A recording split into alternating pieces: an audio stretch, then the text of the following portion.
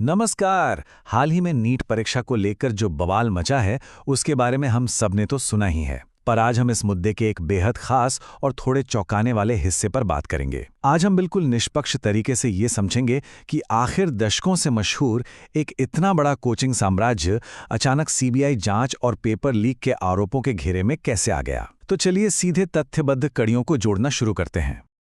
तो चलिए सीधे इस नंबर से शुरू करते हैं। 40,000। ये कोई मामूली आंकड़ा नहीं है। ये वो संख्या है जो आरसीजी क्लासेस यानी इस विशिष्ट कोचिंग साम्राज्य में हर साल दाखिला लेने वाले छात्रों की है। सोचिए, हर साल हजारों बच्चे अपने डॉक्टर या इंजीनियर बनने का सपना लेकर यहाँ आते हैं। इतने विशाल पैमाने पर जब बच्चे किसी संस्थान से जुड़ते हैं तो उसका प्रभाव कितना बड़ा होगा, है ना? और बिल्कुल यही वजह है कि ये जांच अपने आप में इतनी महत्वपूर्ण हो जाती है। अब जब प्रभाव की बात हो ही रही है तो थोड़ा आर्थिक पैमाने को भी देख लेते हैं। स्थानीय अनुमानों और उनके फीस के स्ट्रक्चर को अगर हम देखें तो इस संस्थान का सालाना टर्नओवर लगभग 100 करोड़ रुपए से भी ऊपर बताया जाता है। यानी हम किसी छोटे मोटे गली मोहल्ले के ट्यूशन सेंटर की बात बिल्कुल नहीं कर रहे हैं। ये अपने आप में एक कॉरपोरेट कंपनी जैसा बड़ा साम्राज्य है। ये नंबर साफ दिखाता है कि इस पूरे इकोसिस्टम में कितना बड़ा नेटवर्क और कितना भारी पैसा शामिल है। अब यहां आकर कहानी थोड़ी अजीब और चौंकाने वाली हो जाती है। आरसीसी क्लासेस के फाउंडर हैं शिवराज मोटेगांवकर, जिन्हें बच्चे प्यार और सम्मान से एम सर कहते हैं। उनकी आम छवि एक एमएससी गोल्ड मेडलिस्ट और एक बहुत ही विजनरी शिक्षक की रही है, जिन्होंने अनगिनत बच्चों का मार्गदर्शन किया। लेकिन वही दूसरी तरफ आज की स्थिति देखिए। वही एम सर आज एक गंभीर नीट पेपर लीक मामले में सीबीआई पूछताछ का सामना कर रहे हैं। एक आदर्श गुरु की छवि से लेकर सीबीआई की पूछताछ तक का ये जो पूरा सफर है, यही हमारी आज की इस जांच का मेन फोकस है। पहला भाग, the rise of RCC classes.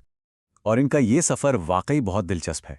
Latur के किसान परिवार से निकलकर एन सर ने 1990 के दशक के आखिर में अपना सफर शुरू किया था। उस वक्त वो एक साइकिल पे घूम घूम कर ट्यूशन पढ़ाते थे। शुरुआत हुई थी किराए के कमरे में सिर्फ 10 बच्चों के साथ। वो केमिस्ट्री खुद पढ़ाते थे, अपने हाथ से नोट्स बनाते थे, बिल्कुल बेसिक तरीके से। फिर 2000 के दशक की शुरुआत में जैसे जैसे लातूर का कोचिंग इकोसिस्टम बड़ा हुआ, इनका संस्थान भी तेजी से फैलने लगा। और आज, जैसा कि हमने अभी देखा, ये महाराष्ट्र भर में फैला एक 100 करोड़ का साम्राज्य बन चुका है। अब इनकी इस तेजी से हुई ग्रोथ के पीछे एक बहुत बड़ा कॉन्सेप्ट छुपा है, जिसे लातूर पैटर्न कहते हैं। ये महाराष्ट्र की एक ऐसी अनूठी शिक्षा प्रणाली है जो लगातार कॉम्पिटिटिव एग्जाम्स में टॉप रैंकर्स प्रोड्यूस करने के लिए जानी जाती है। एक तरह से इस पैटर्न ने गांव और छोटे शहरों के बच्चों के लिए केमिस्ट्री जैसे मुश्किल सब्जेक्ट को बहुत आसान बना दिया। और आरसीसी क्लासेस इस पूरे इकोसिस्टम का एक बहुत बड़ा और मजबूत पिलर बन गया, जिसमें उनके कॉन्सेप्ट बेस्ड पढ़ाने के तरीके और शुरुआती किफ़ायती फीस ने बड़ा योगदान दिया। अगर आज का इनका विस्तार देखें तो ये सिर्फ एक क्लासरूम तक सीमित नहीं है। लातूर के अलावा पुणे, नाशिक, छत्रपति संभाजीनगर, नांदेड़, सोलापुर और कोल्हापुर जैसे शहरों में इनके सेंटर्स हैं। इनका अपना एक लंबा चौड़ा डिजिटल फुटप्रिंट भी है, जिसमें डिजिटल लर्निंग प्लेटफॉर्म्स, पूरे स्टेट में चलने वाली टेस्ट सीरीज और नीट या जेईई जैसी एग्जाम्स के लिए खास ऐप बेस्ड स्टडी मटेरियल्स शामिल हैं। बेसिकली एंट्रेंस एग्जाम्स की तैयारी के मैदान में इन्होंने अपना पूरा दबदबा बना लिया। दूसरा भाग, एनाटॉमी ऑफ द लीक। और यहां से इस कहानी में एंट्री होती है एक नए किरदार की, पीवी कुलकर्णी।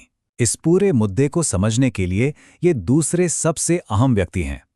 पीवी कुलकर्णी दरअसल एक रिटायर्ड केमिस्ट्री लेक्चरर हैं, जिन्हें नीट लीक केस में एक मास्टर प्लेयर के रूप में पहचाना गया है और अरेस्ट भी किया जा चुका है। इन पर आरोप हैं कि ये डायरेक्टली केमिस्ट्री के पेपर लीक में शामिल थे और जांच बताती है कि ये इस पूरे षड्यंत्र के बिल्कुल सेंटर में बैठे थे। अब जो बात यहाँ सबसे ज्यादा चौंकाने वाली है वो है इनका ऑपरेशन करने का तरीका। आखिर इन्होंने पेपर लीक किया कैसे?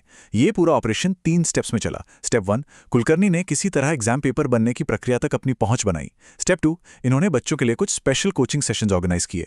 और स्टेप 3, परीक्षा से ठीक पहले बच्चों को सीधे तौर पर वो सवाल बोल बोलकर लिखवाए गए। ये प्लान इतना सटीक था कि जो सवाल इन सेशंस में लिखवाए गए, वही सवाल बाद में असली नीट पेपर में छपे हुए मिले। तीसरा भाग, the Kulkarni connection and examining the evidence. अगर हम सारे तथ्यों को बिल्कुल ओपनली और निष्पक्ष तरीके से देखें तो कुछ बातें कंफर्म हैं और कुछ पर अभी जांच चल रही है। पहला कंफर्म फैक्ट ये है कि पीवी कुलकर्णी ने पास्ट में आरसीसी क्लासेस में पढ़ाया था। अब एजेंसियां ये जांच कर रही हैं कि क्या ये पुराना प्रोफेशनल कनेक्शन ही इस नए पेपर लीक का रास्ता बना। दूसरा फैक्ट ये है कि सीबीआई लगातार एम सर से पूछताछ कर रही हैं। तो यहाँ सवाल उठता है कि क्या सच में इन आपस की कड़ियों का इस बड़ी नीट साजिश से कोई लेना देना है? एजेंसियां अभी कोई निष्कर्ष निकालने की बजाय बस इस पूरे कनेक्शन की गहराई नाप रही हैं। तो सबसे बड़ा और क्रूशल मुद्दा इन्वेस्टिगेटर्स के सामने यही निकल कर आता है, क्या पास्ट का कोई प्रोफेशनल कनेक्शन वर्तमान के किसी गैर कानूनी ऑपरेशन से जुड़ा हो सकता है? लातूर कोचिंग इकोसिस्टम के लोगों की माने तो इनका पास्ट में एसोसिएशन जरूर था, लेकिन क्या सच में एम सर का कुलकर्णी के इस नए ऑपरेशन में कोई हाथ है? फिलहाल कोई फाइनल कंक्लूजन नहीं निकला है। पूरा फोकस बस इस बात पर है कि इन दोनों के बीच उस प्रोफेशनल कनेक्शन का सच क्या था, और क्या यह सिर्फ एक कोइंसिडेंस है या एक प्री प्लान्ड साजिश का हिस्सा। और इस पूरी चर्चा के आखिर में एक बहुत ही गहरी बात हम सबको सोचने पर मजबूर करती है। क्या ये सारे आरोपित कनेक्शंस सिर्फ एक अकेली ऐसी घटना है जहां कुछ लोगों ने मिलकर सिस्टम के साथ छेड़छाड़ की, या फिर ये उन विशाल और आपस में जुड़े कोचिंग नेटवर्क्स के अंदर मौजूद किसी बहुत बड़ी और गहरी खामी को उजागर कर रहा है? जब एक एजुकेशनल इंस्टीट्यूट इतना बड़ा हो जाए जिसमें हजारों बच्चे और करोड़ों रुपए शामिल हों, तो वहां परीक्षाओं की पवित्रता आखिर कितनी सुरक्षित रह जाती है? ये एक ऐसा सवाल है जिसका जवाब आने वाली जांच को जरूर तय करना पड़ेगा। आज के इस विश्लेषण में बस इतना ही।